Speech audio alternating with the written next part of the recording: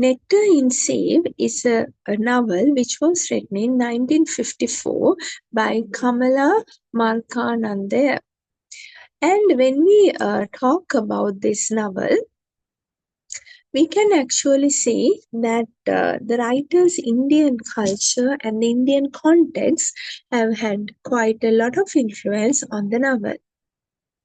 This is a poignant tale that chronicles the life of Rukmani, a rural Indian woman, and her struggles against the challenges of poverty and changing social norms. Let's see a summary of this story. When we think about the first part of the novel, we can get some information about the early life and marriage of this main character. The novel begins with Rukmani, an elderly woman, reflecting on her life. She recounts her marriage to Nadan, a tenant farmer. Though it was an arranged marriage, Rukmani grows to love Nadan. They start their life together in a small village where they work hard to make a living off the land. The second part of the novel brings out the information regarding family and challenges. Rukmani and Nathan have several children. Ira, their only daughter, and six sons. Arjun, Thambi, Murugan, Raja, Selvam, and Kutiyar, the sons. The family faces numerous struggles, including crop failures, famine, and poverty. They often don't have enough food to eat, and Rukmani does her best to manage their meager resources. The next part of the story talks about Ira's struggles. Ira is married off at a young age, but when she is unable to conceive, she is returned to her family. This brings shame and sorrow.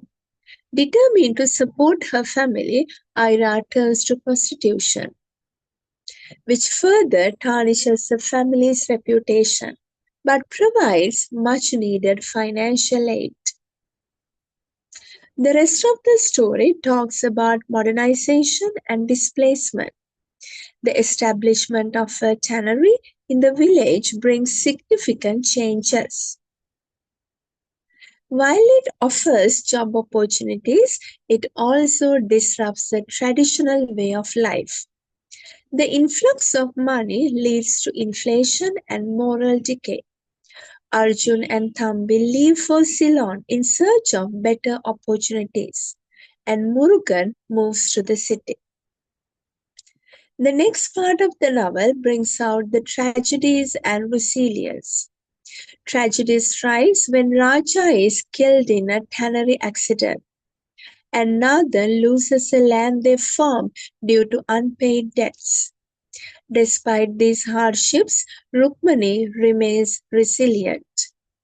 Koti dies of starvation, further deepening their misery.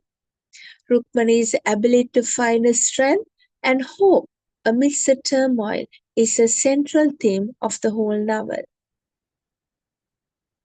The novel also deals with urban struggles and return.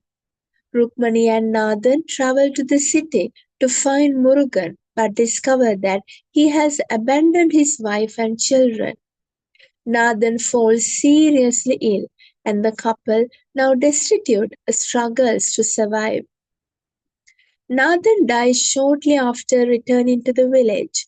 In the end, Rukmani's son Selvam and Kenny, a supportive white doctor, promise to take care of her. So, when we think about this novel, it is actually sort of a tragedy, but a realistic view is given through the novel. The title of the novel is taken from the 1825 poem Work Without Hope by Samuel Taylor Coleridge. An excerpt from the poem is the epigraph of the novel. Work without hope draws nectar in a sieve, and hope without an object cannot live. In the novel, Rukmani comments, change I had known before, and it had been gradual, but the change that now came into my life, into all our lives, blasting its way into our village, seemed wrought in the twinkling of an eye.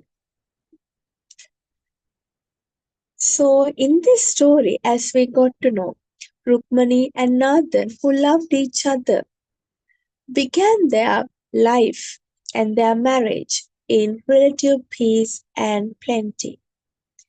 When a large tannery is built in the neighboring village, it brings insidiously destroying their lives. As the tannery grows larger and more prosperous, Rukmani and Nathan struggle to feed their children and pay the rent on the land that gives them life. Although matters continue to worsen, as we got to know, they quietly resign themselves to ever increasing hardships. This story thus brings out some realistic views about the problems that developing countries go through. Natural disasters like flood, famine, even death, and cling to their hopes for a better future is something that we always see throughout the novel. Dr. Kennington, or Kenny, an itinerant English doctor, is an important presence in the novel. Although Rukmani's fatalistic attitude toward hardship exasperates him, he feels compassionate for her and helps her when he can. In the end, Rukmani goes to live with the younger son, now a doctor at the hospital Kenny has built. Throughout the novel, Rukmani is faced with struggles after struggle, with no indication that her circumstances will improve. Each time her situation worsens, she endures quietly, holding on to the hope that things will soon be better. When we think about the themes and further analysis of the story, we can understand that there are few main themes here: resilience and survival, change and modernization, poverty and suffering, gender roles and expectations, community support, nature and the environment. Rukmani's strength and resilience in the face of overwhelming challenges are central to the novel. Despite numerous tragedies, she remains hopeful and determined. The arrival of the tannery symbolizes a clash between traditional rural life and modernization. This change brings both opportunities and hardships, highlighting the double edged nature of progress. The novel also vividly depicts the relentless cycle of poverty and the impact it has on individuals and families. It shows how poverty limits choices and forces people into difficult decisions. Rukmani's life is shaped by the traditional gender roles of rural India. Her story reveals the limited opportunities and harsh judgments faced by women. The importance of community and mutual support is evident throughout the novel. Characters like Kenny provide crucial support to Rukmani and her family. On the other hand, the land and weather play a significant role in the lives of the characters. The dependence on agriculture and the impact of nature disasters underscore the precariousness of their existence. This information clearly shows that resilience and survival, change and modernization, poverty and suffering, gender roles and expectations, community and support are main themes of this novel. So, if you wish to further think about this novel and study this novel, I'm sure the following questions will help you further. Question number one: analyze the theme of resilience in Nectar in a Sieve. How does Rukmani demonstrate resilience? And what are the key factors that contribute to her strength? Discuss the impact of modernization on the village in Nectar in a Sieve. How does the arrival of the tannery affect the characters and their way of life? Explore the portrayal of gender roles in the novel. How does Rukmani navigate the traditional expectations placed upon her? as a woman, wife, and mother. Examine the role of poverty in shaping the characters' lives and decisions in Nectar in a Sieve. How does poverty influence their actions and relationships?